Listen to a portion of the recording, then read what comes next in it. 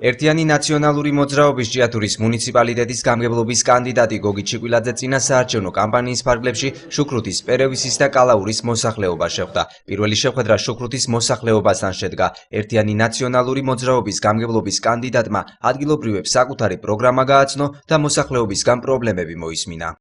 არ მახსოვს ისეთი რამე, რომ რაღაც დაპირება გამეცეს მე და ისა შევეცვლი. ჩემ დროს ხალხი რომ მოდიოდა ჩემთან დაახლოებით თვეში 1500 ადამიანთან მქონდა საუბარი. ხანდახან კაბინეტდაც ვერ გამოდიოდა. და ძალიან ბევრი ადამიანს ვარ შეხვედრილი და ისე ვაგზელებ, ისე და გავაგზელებ, იმიტომ რომ გაჭირებულ ადამიანს იქნება თუ სოციალურად დაუცველი იქნება, რაღაცნაირად გვერდში დავუყიდა. ერთიანი ნაციონალური მოძრაობის კანდიდატს და ყოფილ გამგებელს ადგილობრივები საყოფაცხოვრებო პრობლემების შესახებ ესაუბრნენ.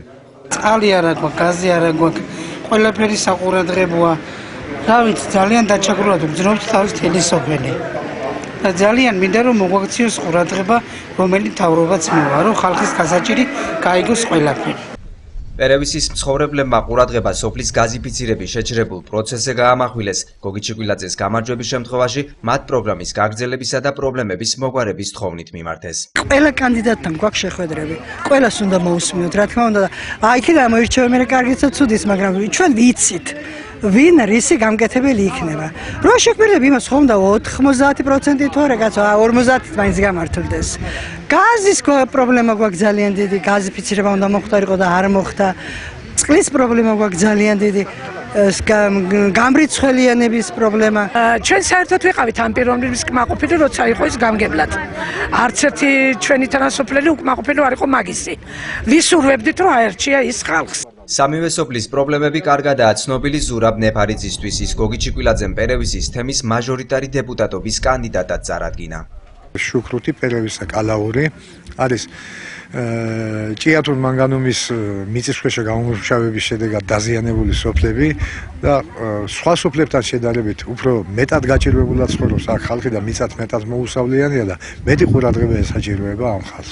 ჩემი კანდიდატად არჩევის დეპუტატად არჩევის შემთხვევაში მე მუხჩაუხრელად ვიბრძოლებ იმისათვის, რომ თითოეული პრობლემა დასაბუთებულად მიწოდებული იყოს რაიონის ხელმძღვანელობისთვის შემდგომი გადაწყვეტის მიზნით.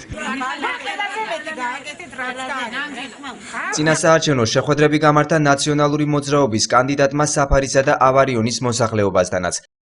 სახლში წყალი ჩამოდის, არ ვიცი როგორ. და ეხლა ჩვენ მოგთხოვეს 5000 ლარი თვითონ მერიიდან, რომ ჩვენ ეს სახლები დავხუროთ. მე 5000 ლარი თუ მაქვს, თქვენ არ შეგაწუხებთ. და არც არავის არც იმას. ეხლა გეტყვით ამის მერე და კარგია რომ მითხარით მაგ და გეტყვით.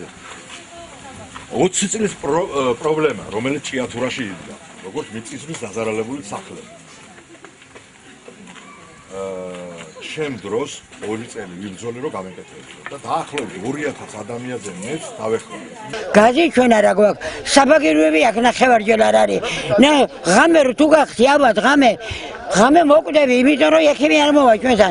ეს ქუჩა ჩაბნელებული იყო. ამან გაგვინათა 18 წელი წყალი არ ქონია. როგორც მოვიდა ბატონი გოგი გამგებლად, ერთ კვირაში მოგვიყვანა წყალი. გოგი ჩიკვილაძე მათ საკუთარი პროგრამა გააცნო. წყალი არის ჩვენთვის ჭიათურის ძირითადი პრობლემა რაც არის, რომელიც დაწყებული პროექტი ჰქონდა მე და დღეს იძახიან ეხლა რომ 8 მილიონიანი პროექტი ჰქონდა გამზადილი, მე რო გახარიყავი მაშინ დეპუტატი, ნოემბრის თვეში ტენდერი იყო გამოცხადებული, რომ ქალაქს ესე იგი საერთოდ წყლის პრობლემა ეხსნებოდა. მოვისმინე მოსახლეობის პრობლემები, რომელიც ჩვენთვისაც კარგად იყო ცნობილი და დღესაც არის კარგად ცნობილი. ჩემიდან მიიღეს დაპირება იმ შემთხვევაში თუ მე მივიღებ დობის მანდატს გამგებლობისას. პირველი შეხვედრები ისევე ჩატარდება, მოვისმენ ისევ იმავე პრობლემებს, რომლებიც დღეს დამისვეს ხალხმა და მათთან ერთად გაანალიზებით, ნელ-ნელა გადავჭრით ყველა პრობლემას, რომელიც დღეს იყო აქ წარმოდგენილი. შეხვედრის ბოლოს გოგი ჩიკვილაძე მისი გამგებლობის დროს საფარში აშენებული ხელოვნურ საფარიანი მინი სტადიონი დაათვალიერა.